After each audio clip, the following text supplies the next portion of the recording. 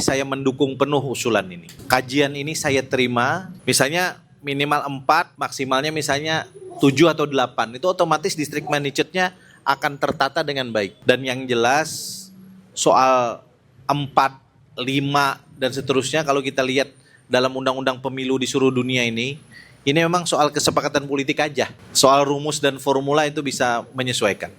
Nah, saya menerima masukan ini yang nanti kita akan jadikan sebagai salah satu acuan terhadap simulasi yang dilakukan oleh KPU. Saya selaku Gubernur Maluku Utara mendukung penuh aspirasi dan keinginan dari 3 kursi menjadi 4 kursi.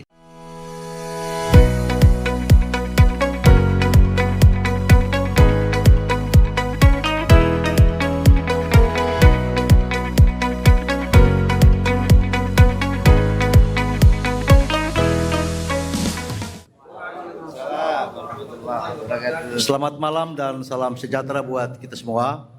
Yang kami hormati Kanda Rifki Nizami Karsayuda, Ketua Komisi 2 DPR RI. Selamat datang di Kota Ternate. Yang kami hormati Ketua KPU Republik Indonesia. Selamat datang di Kota Ternate. Yang kami hormati Ibu Gubernur Maluku Utara yang sama-sama hadir bersama kita di malam hari ini.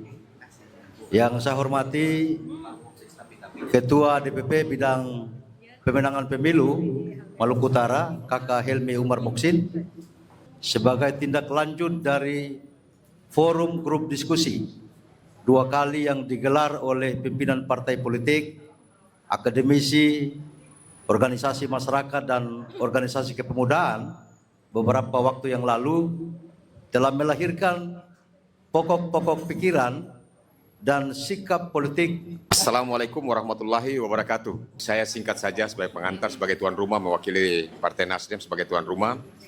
Pertama-tama yang saya hormati Ketua Komisi 2 DPR RI, Kakak Rifki Nizami Karsayuda. Yang saya hormati juga Ketua KPU RI, Bapak Muhammad Afifuddin.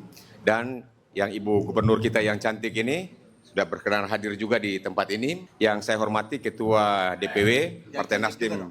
Yang cantik juga dong. Yang tidak kalah cantiknya juga ya.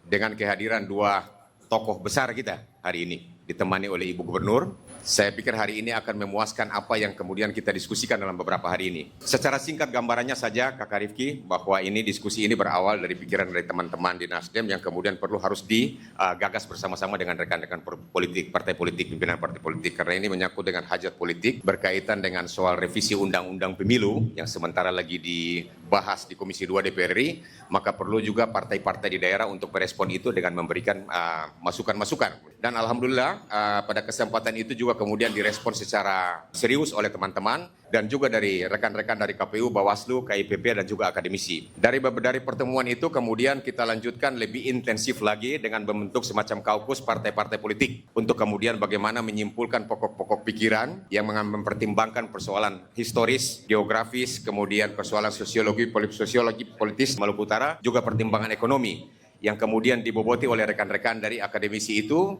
sebagai bentuk untuk memberikan kontribusi pikiran dalam bentuk usulan yang hari ini juga akan kita serahkan. Nah, mudah-mudahan dalam pertemuan hari ini yang tadi Kakak Sekwil sampaikan, sebetulnya ini bagian dari tanda-tanda kekuasaan. Mudah-mudahan apa yang kita inisiasi, kita seriusi, mudah-mudahan bisa memberikan dampak yang manis bagi Maluku Utara.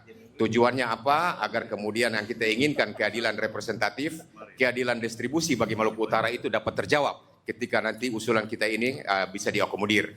Nah, kesempatan yang baik dan luar biasa ini barangkali bisa akan menambah semarak diskusi kita kali ini.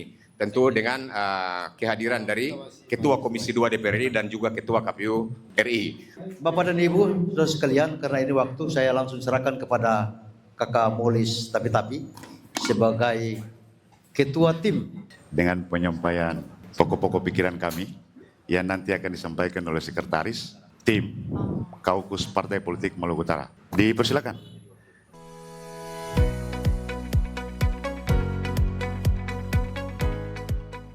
Izinkan saya untuk pertama mengucapkan selamat Hari Kartini, terutama kepada Ibu Gubernur Provinsi Maluku Utara. Ini momen pertama saya ada dalam satu forum dengan Ibu Gubernur. Selama ini saya lihat tuh di media sosial. Dan ternyata malam ini jauh tercerahkan, jauh lebih indah dengan kehadiran Ibu Gubernur di forum ini. Nah, saya ingin mulai dulu terkait dengan apa sebenarnya yang ingin kita perjuangkan di sini. Nah, kita berada di forum ini itu dalam konteks ius constituendum atau hukum yang ingin dicita-citakan. Kita tidak bicara ius constitutum atau hukum positif yang saat ini berlaku.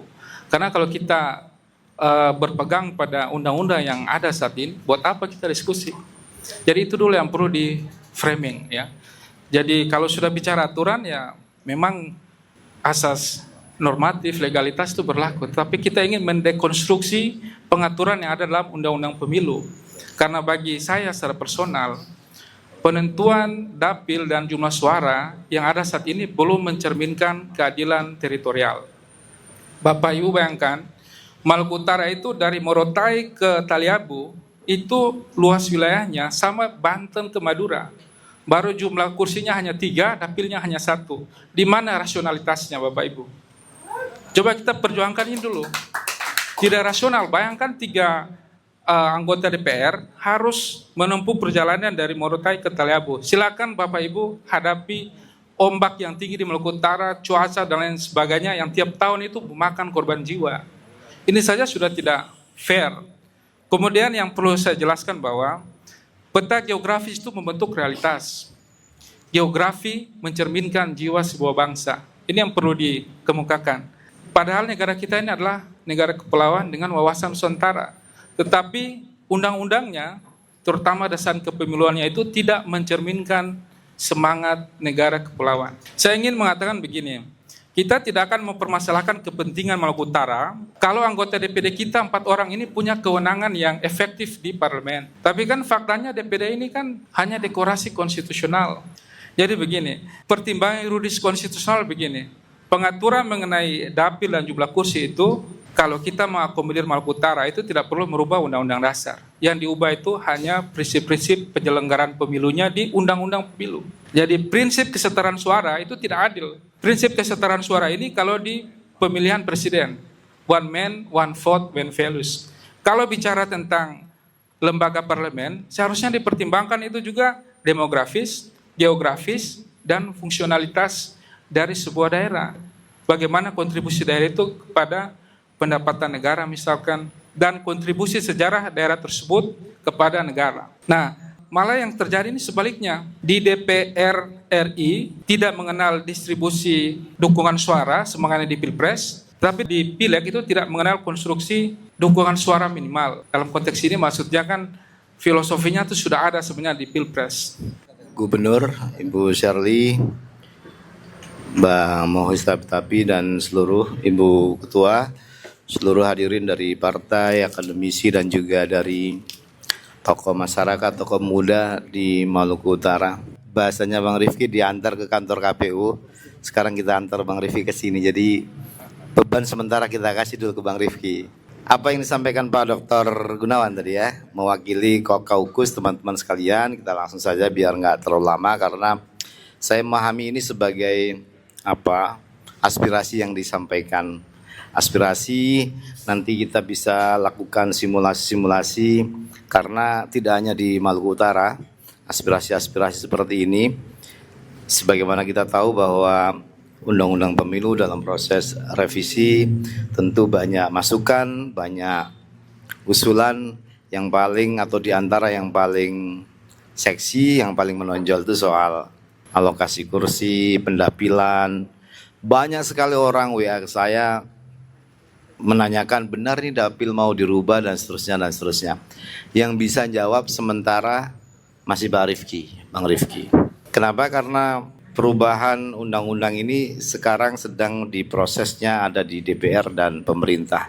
Pada saatnya kami ini sedang menyiapkan simulasi-simulasi atas prinsip-prinsip proporsionalitas kursi, alokasi kursi. Apalagi kalau kita mengacu putusan MK 80, tadi disitir soal kesetaraan suara, itu juga dibayangkan seperti bagaimana negara kepulauan seperti ini juga tidak didekati secara daratan gitulah. Kita masih enak sebenarnya dengan siklus 3 tiga waktu yang kita punya, hanya barat, timur, tengah gitu. Nah ini karena tadi menyebutkan soal luas daerah yang digambarkan seperti Banten, Madura, saya baru ketemu KPU Rusia. Mereka punya 11 masa waktu dan luasnya 9 kali kita. Tapi jumlah pemilihnya cuma 111 juta, separuh dari kita lah. Artinya pertimbangan tadi masuk akal. Sebagaimana sekarang juga, kan kalau kita melihat jumlah pemilih di masing-masing provinsi beda-beda, tetapi prinsip underrepresented, upper-represented itu ada semua. Dan ini nggak bisa parsial kita lakukan pembahasan sebagaimana dulu ketika 2017 kita membahas alokasi kursi untuk Undang-Undang 7, ini perdebatan juga begitu, provinsi atau daerah mana yang mau kita tambah dan seterusnya. Nah saya menerima masukan ini yang nanti kita akan jadikan sebagai salah satu acuan terhadap simulasi yang dilakukan oleh KPU. Tetapi sekali lagi konteks untuk aturan dan kemudian sistem dan segala hal berkaitan dengan dinamika pemilu, undang-undangnya kita sedang tunggu. Kalau KPU ini kan tiba undang-undang itu sudah punya apa, kita harus tindak lanjutkan begitu. Ini yang menjadi perdebatan sekarang soal Undang-Undang 7 ini mau dibahas sendiri atau bareng dengan Undang-Undang Pilkada. Kalau Ibu Gubernur ataupun kepala daerah yang lain biasanya bertanyanya kapan pilkadanya, kan begitu. Ya kita juga tetap nggak bisa jawab. Tetapi bahwa aspirasi semacam ini juga kami dapatkan dari banyak daerah lain untuk kemudian kami simulasikan. Karena ada daerah-daerah yang kalau kita hitung jumlah orang, jumlah pemilihnya, itu ya kursinya berlebih ada, kursinya berkurang ada. Dan itu kalau muncul secara parsial sekarang, seakan-akan KPU ini punya agenda, padahal kita sedang melakukan kajian-kajian berdasarkan prinsip-prinsip dalam teori-teori pemilu, teori-teori konversi suara yang tadi disebutkan one vote, one value, itu pasti menjadi prinsip kita. Pada intinya pertemuan ini menurut saya sudah sangat baik, sudah luar biasa di tengah-tengah situasi yang mendadak kita datang. Ini berkahnya Ketua Komisi 2 juga, ini sahabat lama kita, sama-sama aktivis kita. Kalau aktivis itu kan banyak ilmunya kita ini kan. Berangkat kita, ya akhirnya ketemuan ini. Karena berangkat teman-teman jadi kumpul seperti ini. Kalau cuma saya pasti nggak ada pertemuan ini kayaknya. Saya kira itu, terima kasih. Ini kami terima, nanti kami pelajari sebagai masukan resmi juga. Dan insya Allah yang terbaik lah yang kita akan rumuskan bersama-sama. Iya, demikian penyampaian dari Ketua KPU dan insya Allah akan diproses karena ini barang sudah dong terima, sehingga kita akan mengawalnya ke depan nanti. Kakak Rifki mungkin. Selamat malam, salam sejahtera untuk kita semua. Shalom, Om Swastiastu, Namo Buddhaya, salam kebajikan.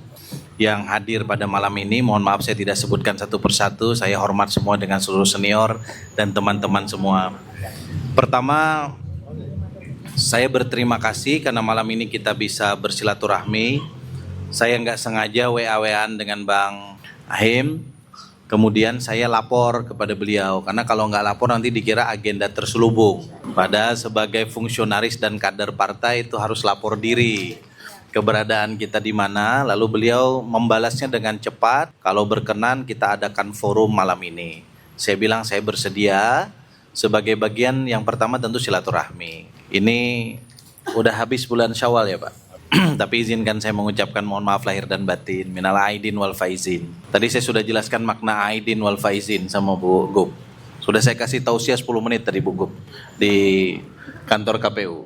Yang kedua saya ingin sampaikan terkait dengan perkembangan Prolegnas 2026, terutama terkait dengan tugas kami di Komisi 2 DPR RI untuk membahas rancangan undang-undang pemilu.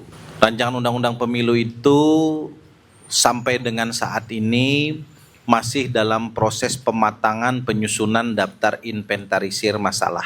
Dan kami sudah menugaskan kepada Badan Keahlian DPR untuk melakukan kajian yang komprehensif. Kalau kita berkaca dari putusan-putusan Mahkamah Konstitusi, salah satu undang-undang yang paling banyak dimohonkan di Mahkamah Konstitusi itu adalah Undang-Undang Nomor 7 Tahun 2017. Sejak dia dilahirkan sampai dengan detik ini, itu sudah ada 179 putusan Mahkamah Konstitusi terkait dengan Undang-Undang Pemilu nomor 7 tahun 2017. Tahun 2026 ini yang running di Mahkamah Konstitusi itu sudah lebih dari 10 permohonan. Jadi kalau kita tambahin 179 tambah 10 sudah hampir 190 permohonan. Volumenya sangat tinggi. Kendati dari 179 itu yang dikabulkan sebagian dan atau sepenuhnya hanya 22 permohonan. Nah, karena itu kami sebagai pembentuk undang-undang bersama dengan Presiden tentu tidak ingin kualitas legislasi kami itu di judicial review terus. Apalagi kalau dibatalin terus. Itu tentu menggerus bukan hanya marwah tapi juga kualitas kami sebagai pembentuk undang-undang. Maka akhir tahun ini pemerintah harus membentuk tim seleksi dan DPR harus nanti melakukan fit and proper terhadap mereka. Ya kalau nanti undang-undangnya belum selesai, dirubah, ya kita pakai undang-undang yang ada. Saya masuk pada materi aspirasi kita pada malam hari ini. Bapak Ibu sekalian yang saya hormati, di dalam undang-undang pemilu itu menegaskan norma terkait dengan penataan dapil. Yang dimaksud dapil itu sendiri juga diatur dalam undang-undang pemilu. Kemudian jumlah kursi minimal dan maksimal itu diatur dalam undang-undang pemilu. Tetapi teknis pembagian dapil dan jumlah kursinya itu diatur di dalam lampiran undang-undang pemilu. Dalam hal ini adalah lampiran nomor 3 dan 4 Romawi, Undang-Undang nomor 7 tahun 2017. Yang dalam putusan Mahkamah Konstitusi nomor 80 itu dinyatakan inkonstitusional. Sehingga oleh Mahkamah Konstitusi diminta kepada Komisi Pemilihan Umum untuk melakukan rekayasa ulang terhadap dapil dan jumlah kursi. Sehingga diskusi ini relevan karena pasti diutak-atik urusan dapil dan jumlah kursi ini. Nah, tinggal nanti kita akan menentukan normanya di mana. Apakah kita tempelkan di dalam lampiran undang-undang? Kalau ditempelkan di lampiran undang-undang, mau nggak mau pembahasannya nanti di DPR bersama pemerintah. Tapi kalau nanti kita cukup memaknai putusan MK itu dalam bentuk peraturan KPU, tentu setelah undang-undangnya direvisi, ya kan? Karena PKPU nggak mungkin keluar tanpa merujuk undang-undang. Apa rujukannya? Ya minimal kursi itu di undang-undang, maksimal kursi di undang-undang, ya kan? Kendati nanti ditentukannya di PKPU, PKPU itu ujung-ujungnya tetap juga wajib dikonsultasikan kepada Komisi 2 DPR RI. Jadi posisi kami sangat berterima kasih atas aspirasi ini. Yang ketiga yang ingin saya sampaikan adalah bahwa kebutuhan kita sebagai sebuah bangsa untuk melakukan penataan dapil dan jumlah kursi parlemen kita terutama di tingkat nasional itu bukan hanya amanah dari putusan MK. Tetapi juga kalau kita melakukan studi komparasi dengan berbagai macam negara di dunia, hal itu nampaknya menjadi sebuah keniscayaan. Putusan MK itu bunyinya kira-kira seperti ini. Pembentuk undang-undang diminta untuk melakukan penyederhanaan terhadap distrik magnitude. Distrik magnitude itu artinya apa? Bahasa sederhananya. Antara anggota DPR sebagai perwakilan dari pemilih, itu jaraknya nggak boleh terlalu jauh dengan konstituennya. Maka cara untuk membenahi distrik magnitude itu hanya ada dua cara sebetulnya secara alamiah. Yang pertama menambah jumlah kursi dengan tidak melakukan perubahan dapil. Maluku Utara misalnya dapilnya tetap seluruh provinsi Maluku Utara kursinya sekarang 3 jadi 4 misalnya. Atau lebih dari 4. Maka secara otomatis nanti anggota DPR RI yang terpilih 2029 itu harusnya proporsionalitas suaranya itu lebih dekat sama rakyatnya. Harapannya kan gitu. Semakin banyak perwakilannya, maka semakin banyak proporsionalitas suara dengan rakyatnya. Ya pada ujungnya kita ingin memberikan bobot terhadap kualitas demokrasi atau kedaulatan rakyat kita. Sebagaimana amanah pasal 1 ayat 2 dari konstitusi kita. Nah, yang kedua, cara untuk kita membenahi distrik magnitude itu adalah jumlah kursinya tetap, terutama dapil-dapil gemuk, ya. Tapi kemudian dapilnya dibelah. Contoh Kabupaten Bogor, itu kan pemilihnya berapa juta itu, Pak? Jumlah kursinya maksimal 10. Jumlah kursinya maksimal 10. Kalau kita bagi proporsionalitas berdasarkan penduduk ya, di luar rumus tadi yang sudah disampaikan oleh sahabat kita, itu juga mengalami disproporsionalitas. Nah, agar distrik magnitude-nya itu tertata dengan baik, Kabupaten Bogor belah dua. Otomatis kemudian perwakilannya menjadi harusnya lebih dekat dengan konstituen dan pemilih. Itu satu pertimbangan Mahkamah Konstitusi dan itu amanah kepada kami untuk melakukan pembenahan distrik magnitude yang secara teknis pasti akan berpengaruh terhadap utak-atik dapil dan jumlah kursi. Tadi saya bicara informal dengan Pak Ketua KPU, dengan Bu Gubernur. Kalau kita melakukan perbandingan jumlah anggota parlemen nasional kita dengan negara-negara lain di dunia ini, memang kita sekarang sedang mengalami disproporsionalitas keterwakilan di parlemen kita. Malaysia itu jumlah anggota parlemennya 222 orang. Jumlah penduduknya Malaysia sekarang 34 juta. Kita 580, jumlah penduduk kita 285 juta.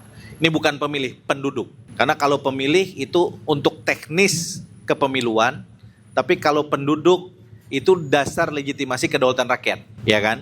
Walaupun dia nggak milih, ya kita harus tetap bela, wakilin.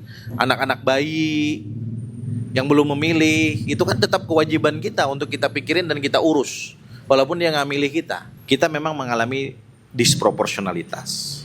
Nah, kita memang harus menggunakan rumus tertentu yang lebih berpihak kepada bukan hanya daerah yang memiliki penduduk atau pemilih yang banyak. Tetapi kita juga harus memastikan bahwa penataan dapil dan jumlah kursi di DPR RI ke depan itu juga harus memperhatikan Indonesia yang berkebenekaan, Indonesia yang berkemajemukan, Indonesia yang memang jumlah penduduknya tidak proporsional dari dulu sampai sekarang. Jumlah penduduk kita ini kan 55% di Jawa, 21% di Sumatera. Jadi kalau Jawa sama Sumatera tuh perwakilannya tuh di DPR RI itu kompak, saya dan kita semua di luar itu kita menjadi nggak berdaya apa-apa untuk melakukan proses negosiasi politik dan akselerasi pembangunan. Ada pikiran yang lain, terakhir sebelum saya tutup. Kita sejak amandemen konstitusi, undang-undang dasar kita, tahun 99 sampai 2001, itu kan melahirkan soft bicameral system. Kita punya DPR pada satu pihak, tapi kita juga punya DPD pada pihak yang lain.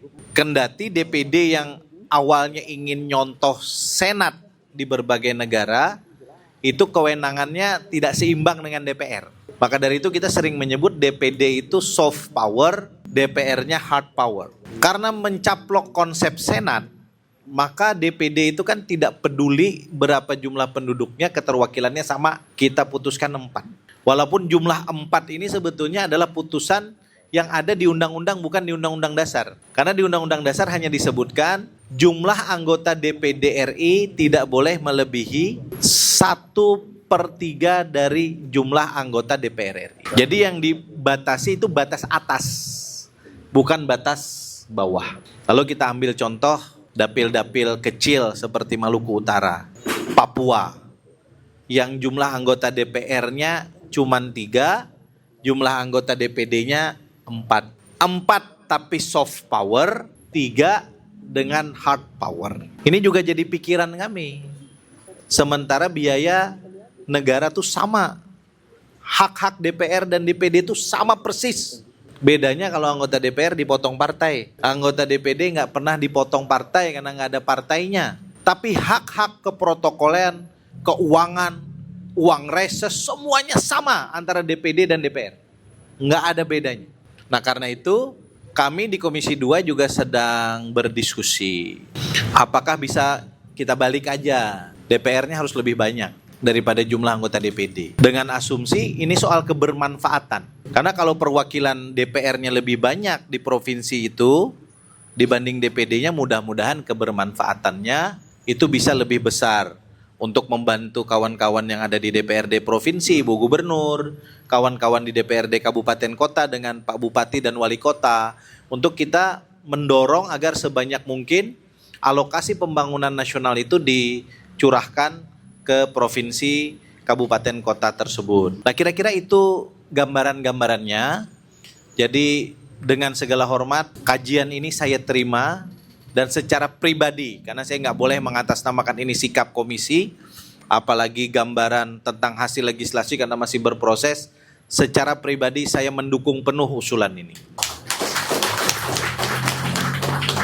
Saya juga berasal dari dapil yang disproporsional. Mudah-mudahan ikhtiar kita pada malam hari ini itu nanti berujung pada kesamaan pikiran dan pandangan kita di DPR dan pemerintah. Kalau boleh saya saran, mohon izin kepada seluruh pimpinan partai politik di Provinsi Maluku Utara, tolong lakukan komunikasi politik dengan seluruh ketua umum partai politiknya masing-masing. Terutama kawan-kawan yang ada di DPR, partai-partai yang ada di DPR, agar nanti suara Maluku Utara ini menjadi cerminan juga dalam pandangan fraksi. Bahwa kita butuh kursi minimal itu jangan 3 lagi. Dalam rangka kita melakukan penataan distrik Mahnicet yang ada di Indonesia. Kalau itu udah kita benahi, Maluku Utara otomatis ikut naik. Belum lagi kalau kita pakai rumus penataan dapilnya. Ini baru perumus umum, dari 3 kita naikin. Misalnya minimal 4, maksimalnya misalnya 7 atau 8. Itu otomatis distrik Mahnicetnya akan tertata dengan baik. Tidak seperti sekarang. Dan yang jelas soal 4, 5 dan seterusnya, kalau kita lihat dalam undang-undang pemilu di seluruh dunia ini memang soal kesepakatan politik aja. Soal rumus dan formula itu bisa menyesuaikan. Ketua KPU dan Ketua Komisi 2, adakah di KPU mensimulasikan ataukah di Komisi 2 adakah ruang dalam hal pembahasan yang mengarah pada sistem elektronik? Sistem apa? Sistem apa? Kita sudah punya pengalaman, itu sudah menjadi fakta empiris bahwa pemilihan yang konvensional kita lakukan ini sangat brutal. Ada pergeseran kultur yang sangat brengsek. Kompetitor, apakah itu dia partai politik atau anggota DPR, calon anggota DPR maupun kepala daerah, menggunakan cara-cara yang tidak beradab dalam merebut kekuasaan, baik eksekutif maupun legislatif. Karena itu kemudian, apakah sekali lagi kita telah membahas lebih dalam tentang efisiensi dan efektif dari sebuah penyelenggaraan pemilu. Efektif dalam hal waktu dan efisien dalam pembiayaan dan pemilu. Terima kasih. Jadi supaya jangan tercecer, saya langsung sampaikan bahwa kesepakatan di forum regional yang dituangkan dalam Piagam Ternate daerah otonom baru di Maluku Utara, Majelis Kami Wilayah Maluku Utara itu menetapkan sejumlah orang yang tertuang dalam surat keputusan. Karena ini itu DOB ya? Ya. Karena itu konkretnya Ketua Komisi 2 yang janji pada kami pada saat itu rencana akan mengeluarkan 2 peraturan pemerintah. Sampai saat ini kita tidak dengar lagi apakah moratorium itu menghabisi kita atau kompromi dengan kita untuk tuntutan masyarakat Maluku Utara. Nah, karena DOB juga representasi suara untuk DPR RI, daerah pemilihan Maluku Utara. Yang kedua, soal keinginan masyarakat Maluku Utara, yakni Provinsi Kepulauan dari tahun 2006, berarti sekarang 2026, 20 tahun yang lalu, disepakati oleh pemerintah daerah melalui gubernur masing-masing, waktu itu 8, sekarang sudah jadi 12. Itu menurut pendapat Ahmad Doli Kurnia yang pada saat silaturahmi katanya masuk di prolegnas. Kebetulan Ketua Komisi 2 ada, maka saya tanyakan, benarkah itu sudah masuk di prolegnas atau tidak? Nah, 2 ini yang menjadi tambahan dari kami. Iya. Ya, terima kasih. Pertama, terima kasih kepada Sohibul Hajat Nasdem Provinsi Maluku Utara yang menginisiasi sebuah gagasan restorasi. Berapa kali kita berdiskusi, Kakak Rifki dan sahabat Afif. Dan malam ini dokumennya telah disampaikan. Dari penjelasan Ketua Komisi 2, itu sejatinya memberi ruang atas partisipasi publik yang besar, yang luas terhadap revisi Undang-Undang Pemilu ini. Karena itu saya kira semuanya bergantung pada kita yang ada di sini.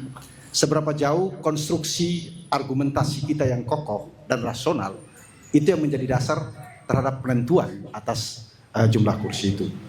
Contoh misalkan dalam undang-undang pemilu itu kan ada 7 prinsip Pak Afif, bahwa kesetaraan nilai suara itu yang selama ini menurut kami adalah didefinisikan sebagai jumlah penduduk atau jumlah pemilih. Jadi satu orang punya satu suara, tetapi one value itu yang tidak terjelaskan secara value-nya apa nilainya. Nah karena itu ada aspek integralitas wilayah sebagai prinsip yang tertuang dalam undang-undang pemilu itu, yang tadi disimulasikan oleh Pak Gunawan bahwa jarak antara Morotai dan Taliabu itu setara dengan jarak antara Banten dan Madura. Itu kan kalau jarak Banten-Madura 543 km. Kalau Morotai Taliabu 629 km. Itu jarak wilayahnya. Artinya dengan jarak yang panjang ini 306 kursi itu berada dari Banten sampai Jawa Timur. Sementara Maluku Utara 629 km itu hanya diwakili oleh 3 kursi. Ini sebenarnya menurut kami adalah angka 543 km dengan 629, 543 km diwakili 306 kursi di DPR RI, sementara 629 km diwakili 3 kursi di DPR RI. Ini sebenarnya 1%. Yang pertama soal RPP terkait dengan dasar pengajuan daerah otonomi baru, itu seluruh kementerian sudah menyelesaikan dan naskahnya sudah ada, tapi Pak Presiden belum tanda tangan. Urusan ini jujur saya nggak punya nomor Pak Presiden. Saya nggak bisa nanya ke Pak Presiden. Nanti kalau bisa yang memungkinkan bertanya ke Pak Presiden lah, tanya kapan. Kalau itu nanti selesai RPP-nya baru kita bahas satu persatu. Jadi Adinda pada posisi yang juga menunggu. Ya, kita sama-sama menunggu. Tapi running dan pemerintah sudah mempresentasikan draft finalnya ke Komisi 2. Dan kami menganggap draft final itu sudah memberikan formula yang cukup untuk kita membuka ruang bagi aspirasi-aspirasi yang ada. Terkait dengan rancangan undang-undang daerah kepulauan, itu sudah dibentuk pansusnya. Saya sendiri anggota pansus rancangan undang-undang daerah kepulauan, yang kalau kita bicara provinsi ada 8 provinsi kalau nggak salah di Indonesia. Ini titik beratnya adalah pada bagaimana kita memberikan keadilan, terutama terkait dengan hubungan keuangan pusat dan daerah bagi daerah-daerah kepulauan. Formula dana alokasi umum itu kan hanya memperhatikan 2 hal. Satu, jumlah penduduk, dan yang kedua luas wilayah daratan. Maluku, Maluku Utara, Kepulauan Riau, dan beberapa daerah yang lain yang jumlah lautnya di atas 90% itu merasa kemudian tidak mendapat formula yang adil. Nah, DPR sudah menginisiasi dan sudah membentuk pansus. Mudah-mudahan tahun ini kita bisa selesaikan undang-undangnya. Iya Bang, kalau soal elektronik kita masukkan ide itu sekarang. Tinggal kita mau full elektronik atau nanti pada pengembangan elektronik pada wilayah mana. Kita memang memimpikan juga. Kan ada anekdot di tempat kita ini. Katanya kalau di Amerika itu setelah pemilu maksimal 3 jam sudah tahu hasilnya. Karena tinggal tunggu rekap elektronik. Kalau di Korea, tempat di mana Ibu Gub suka nonton drama-drama Korea itu pemilihannya maksimal 6 jam. Resultnya, hasilnya secara nasional sudah bisa kita tentukan. Kalau di Indonesia sebelum pemilu kita sudah tahu hasilnya. Terima kasih. Shalom. Suatu kebanggaan buat kita semua bisa duduk di sini, berdiskusi, mereka bisa menyampaikan, para perwakilan partai se-Maluku Utara bisa menyampaikan aspirasi mereka langsung kepada Ketua Komisi 2 DPR RI dan Ketua KPU RI. Ini momen yang langka bisa bertemu langsung dan menyampaikan aspirasi langsung di Maluku Utara. Tadi semua sudah menyampaikan aspirasinya Pada intinya semuanya hampir sama dan sudah direspon baik oleh Ketua KPU RI untuk mendukung dan dari Ketua Komisi 2 DPR RI pun untuk mendukung. Saya mungkin hanya mengsummary dan menambahkan sedikit seperti yang tadi sudah disampaikan oleh para akademisi bahwa pada dasarnya yang kita minta adalah keadilan representasi. Dan dengan jumlah penduduk yang hampir 1,4 juta, jika dibagi dengan 3 mungkin sekitar berapa? 460.000. Kata ChatGPT, rata-rata kursi di Indonesia itu mungkin 350.000 sampai 400 ya.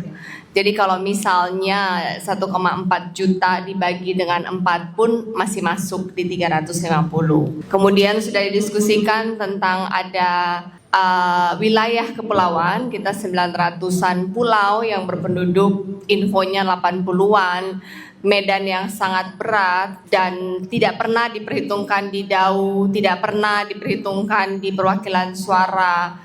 Padahal tantangannya nyata dan dari kepulauan itulah kekayaan alam itu ada sebenarnya. Maluku Utara ini strategis tapi tidak pernah ada dekat dengan ruang-ruang pengambilan keputusan. Semua juga tahu bahwa Maluku Utara itu pertumbuhan ekonomi tertinggi di Indonesia, 2 digit kepala 3, 34% year on year.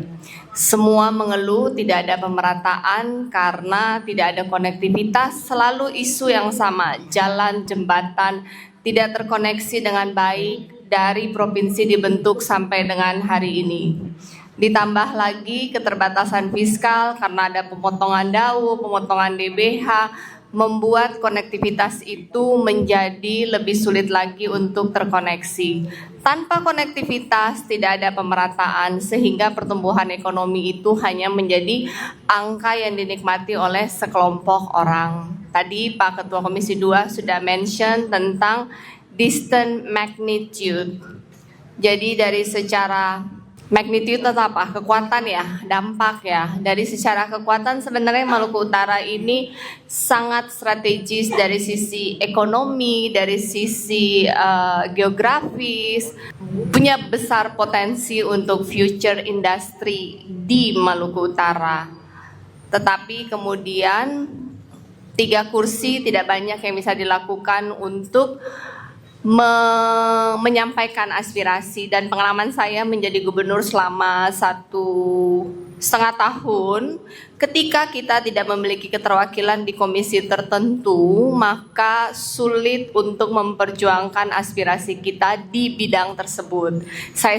Kita masih bersyukur masih ada keterwakilan di komisi 5 dari Maluku Utara karena itu salah satu sektor yang sangat krusial yang sangat diperlukan oleh kita. Maluku Utara. Tetapi apapun pembahasan kita malam ini dan nanti ke depan, intinya hanya tentang political will, kesepakatan politik. Hitung-hitungan kan tinggal pilih formula mana yang mau dipilih. Jadi kami menitipkan Maluku Utara, aspirasi Maluku Utara kepada Ketua Komisi 2, Ketua KPU untuk dibawa pulang ke Jakarta dan semoga dari 3 menjadi 4 itu bukan hanya mimpi kami tapi bisa direalisasi pada pemilu 2029 nanti.